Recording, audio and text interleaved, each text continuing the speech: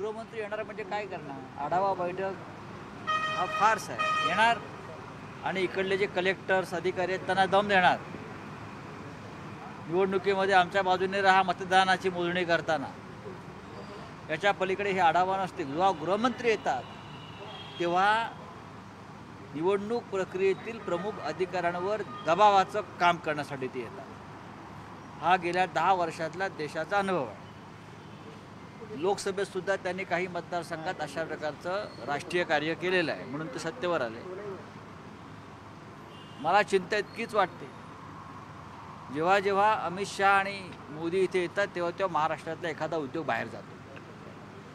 नाशिकमधल्या लोकांनी सावध राहिलं पाहिजे. कोणता उद्योग आता बाहेर जाईल नाशिकचा, उत्तर महाराष्ट्रातला, त्या संदर्भात त्यांनी अलर्ट राहिलं पाहिजे. उद्धव ठाकरे यांनी आम्हाला धोका दिला आहे आणि त्याच्यामुळेच आता येणाऱ्या निवडणुकीत त्यांना धोकायचं आहे असं अमित ठाकरे काल विदर्भात बोलले. अमित शहा काय बोलायचं याच्यावर? काय बोलायचं काय? कोण आहेत अमित ठाकरे? आमचे राज ठाकरेंचे चिरंजीव. मग असं बोला अमित शहा. धोका कोणी कोणाला दिलाय महाराष्ट्र जाणतो. आणि म्हणून लोकसभा निवडणुकीत महाराष्ट्राच्या जनतेनं भारतीय जनता पक्षाचा हिशोब चुकता केला.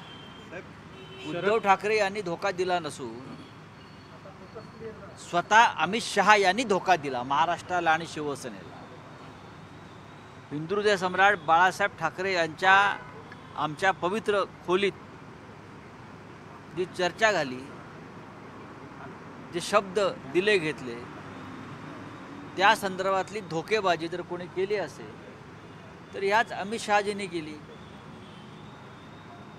हे सगळ्यांना माहिती आहे. आणि महाराष्ट्राच्या जनतेनं त्यांचा हिशोब लोकसभा निवडणुकीत चुकता केला. त्याच्यामुळे या राज्याची जनता कोणावर विश्वास ठेवते हे सांगायला नको. शरद पवारांना बैठकीसाठी अमित शहा नाशिकमध्ये येत आहेत. भाजपच्या आढावा बैठकीसाठी अमित शहा येत आहेत आणि त्यांच्या स्वागतासाठी मुख्यमंत्री स्वागतोत्सुक असल्याचे होर्डिंग लागले शहरात. अमित शहाचा मुलगा आला इथे तरी पण मुख्यमंत्री स्वागताला येते. लाचार, लोचट, स्वाभिमान शून्य सरकार इथे बसवल्यावर ते आपल्या उपकारकर्त्याच्या स्वागतासाठी हजर राहणारच. तुम्हीच आता मला सांगितलं की ते भारतीय जनता पक्षाच्या आढावा बैठकीसाठी येत आहेत आणि त्यांच्या लोकांनी मुख्यमंत्री स्वागताला येणार म्हणून सांगितलं आहे. म्हणजे मुख्यमंत्री हे दिल्लीची किती चाटुगिरी करतात या राज्याचे मुख्यमंत्री, असं कधी घडलं नव्हतं. हा छत्रपती शिवाजी महाराजांचा स्वाभिमानी महाराष्ट्र आहे. हा एका मर्यादेच्या पलीकडे ते राजकारणामध्ये या महाराष्ट्राला कधी चाटुगिरी केलेली नाही. पण त्यांचे इकडले लोक अशा प्रकारचे होर्डिंग लावत असतील. आणि काय सांगावं, मुख्यमंत्री येतील सुद्धा.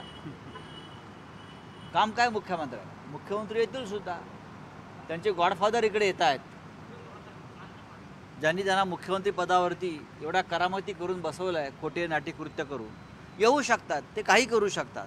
संभाजीनगरच्या बैठकीमध्ये भाजपच्या सगळ्याच नेत्यांनी असा सूर काढला की राष्ट्रवादी अजित पवार गट आणि शिंदेंना कमी जागा द्याव्या, जास्त जागा भाजपला घ्याव्या, त्यामुळे महायुतीमध्ये तेढ निर्माण होताना. बघा, महायुतीत काय तेढ निर्माण होईल वगैरे त्याच्याविषयी काय माझ्याकडे माहिती नाही. पण भारतीय जनता पक्षाचा जो इतिहास आहे, वापरा आणि फेका, त्याची आता सुरुवात झाली आहे. मी 2 दिवसापूर्वी सांगितलं की सगळ्यात आधी अजित पवारांचा काटा काढला जाईल आणि त्यानंतर 2024च्या निवडणुकीनंतर सध्याचे मुख्यमंत्री व त्यांच्या 40 जणांचा काटा अशा पद्धतशीर काढला जाईल की कधी गळे कापले मग ते शिंद्यांच्याच दाढीने कापले जातील किंवा अजून कोणाच्या दाढीने दाढीच्या केसानं कापले जातील. पाहत राहा. मी सांगतोय ते 100% सत्य आहे आणि ती तयारी आणि प्रक्रिया सुरू आहे. मुख्यमंत्र्यांनी अमित शहा यांच्या स्वागताला जरी बैठक मांडली 4 तास इथे, तरी पण त्यांचा गळा कापण्यापासून त्यांना कोणी वाचवू शकत नाही. अमित शहा साहेब आणि उद्या पंतप्रधान सुद्धा महाराष्ट्रामध्ये येत आहेत. महाराष्ट्राची निवडणूक त्यांच्या हातातून गेलेली आहे. हरियाणाची निवडणूक हातातून गेलेली आहे. जम्मू काश्मीरला त्यांचा पराभव होतो आहे.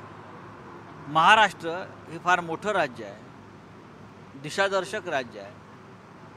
महाराष्ट्र ज्या दिवशी हरतील त्या दिवशी मोदींना प्रधानमंत्र्यांच्या खुर्चीवरून उतरण्याची प्रक्रिया सुरू झालेली असेल. साहेब बावनकुळे यांच्या संस्थेला वित्त आणि महसूल विभागाचा विरोध डावलून भूखंड देण्यात आलेला आहे. शासकीय भूखंड कोराडीमध्ये त्यांच्या संस्थेला देण्यात आला. भूखंड घोटाळे ज्या पद्धतीनं सुरू आहे त्या राज्यामध्ये, म्हणजे एकेकाळी आमच्याकडे घोषणा होती सबभूमी गोपालकी ईश्वराची, ही विनोबा भावे यांची ही घोषणा होती सबभूमी गोपालकी.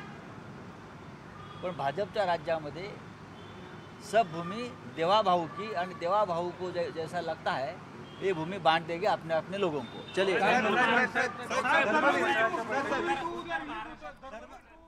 तर आपण पाहत होतो संजय राऊत यांनी अमित शहा यांच्या दौऱ्यावरून टीका केली आहे, त्याचबरोबर सत्ताधाऱ्यांवरती सुद्धा टीकास्त्र डागले.